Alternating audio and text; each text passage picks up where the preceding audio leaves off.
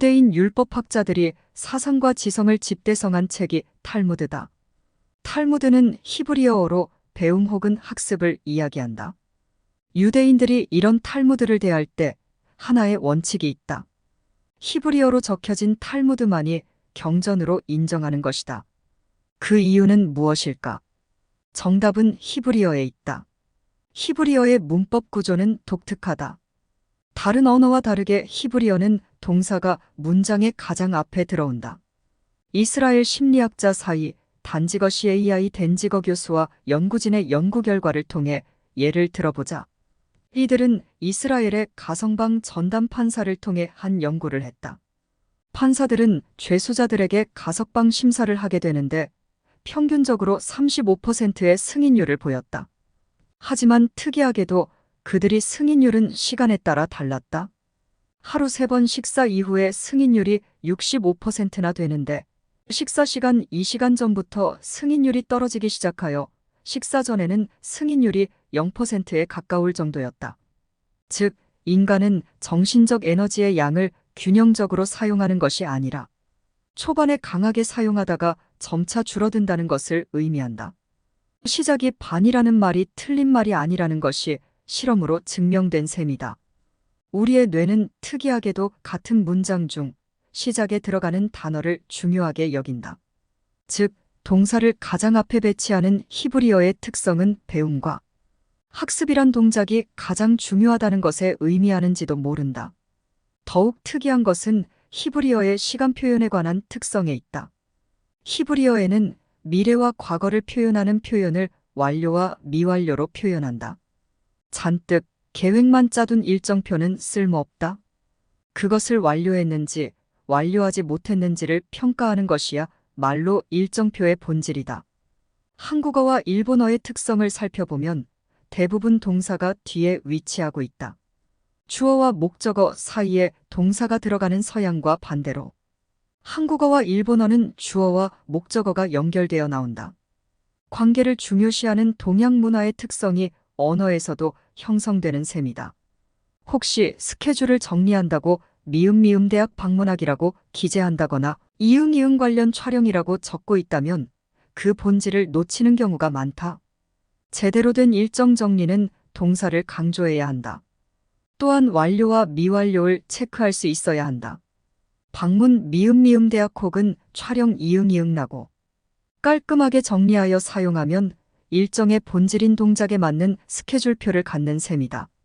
과거, 현재, 미래로 구분하는 현재의 시간 개념은 잘못됐다. 마치 과거와 미래가 따로 존재할 것 같다는 착각을 만들기 때문이다.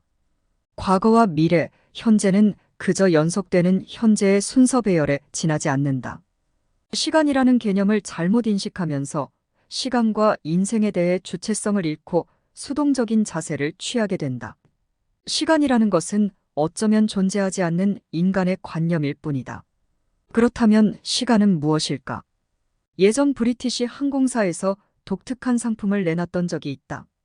런던에서 출발한 비행은 해가 지고 나서 시작했다. 다만 콩고드 여객기가 지구의 자전 속도보다 더 빠르게 비행하면서 뉴욕에 도착한 시간이 출발한 시간보다 빨랐던 것이다. 실제로 비행기를 타고 떠나기 전에 이미 도착한 아이러니한 상황이 생겼다. 당시 항공사의 슬로건은 떠나기 전에 도착하라였다. 승객들은 비행 중 태양이 다시 떠오르는 것을 목격했다. 그리고 출발한 시간보다 도착한 시간이 더 이른 아이러니함을 맞이했다. 우리는 시간을 거슬렀던 것일까? 시간이라는 관념은 인간이 농업을 위해 사용됐다. 인간은 농사를 지으면서 하늘을 올려다보곤 했다. 별자리의 위치와 달의 모양에 따라 비가 오는 주기와 기온의 변화를 겪었던 인간은 땅과 하늘의 연관성을 찾기 시작했다. 지구의 자전과 공전을 모르던 그들에게 하늘의 변화는 땅에 곧바로 영향을 주던 절대자의 모습을 하고 있었다. 달이 차오르는 변화는 1년 동안 12번 일어났다. 인간은 땅을 관장하는 신의 숫자로 12를 설정한다.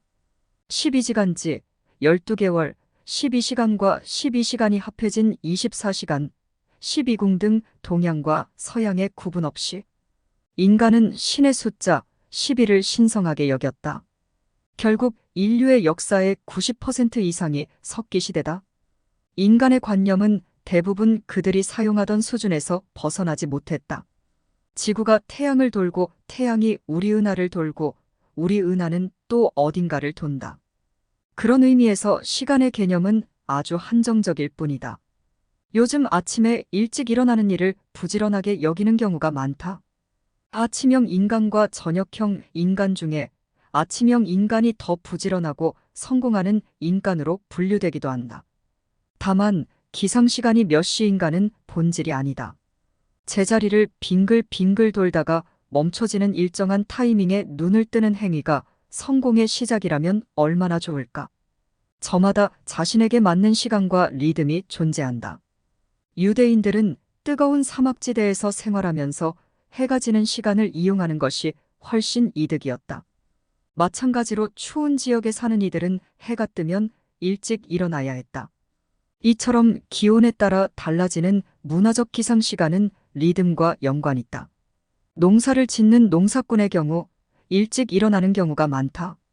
한여름 해야 할 일이 많은 농사의 경우에는 해가 뜨기 전에 눈을 뜨고 움직여서 해가 중천일 때는 태양을 피하고 쉬어야 한다. 일찍 일어나는 이가 성공한다는 논리는 이렇게 형성됐다. 우리가 알고 있는 정주영 회장이나 빌 게이츠 회장은 아침형 인간이다.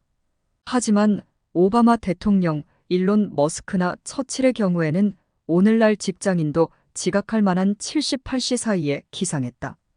스티브 잡스나 제프 베조스 또한 6시에 기상했기에 지독한 아침형 인간이 성공한다는 논리는 잘못됐다. 시간을 얼마나 주체적으로 사용할 수 있는지가 본질이다.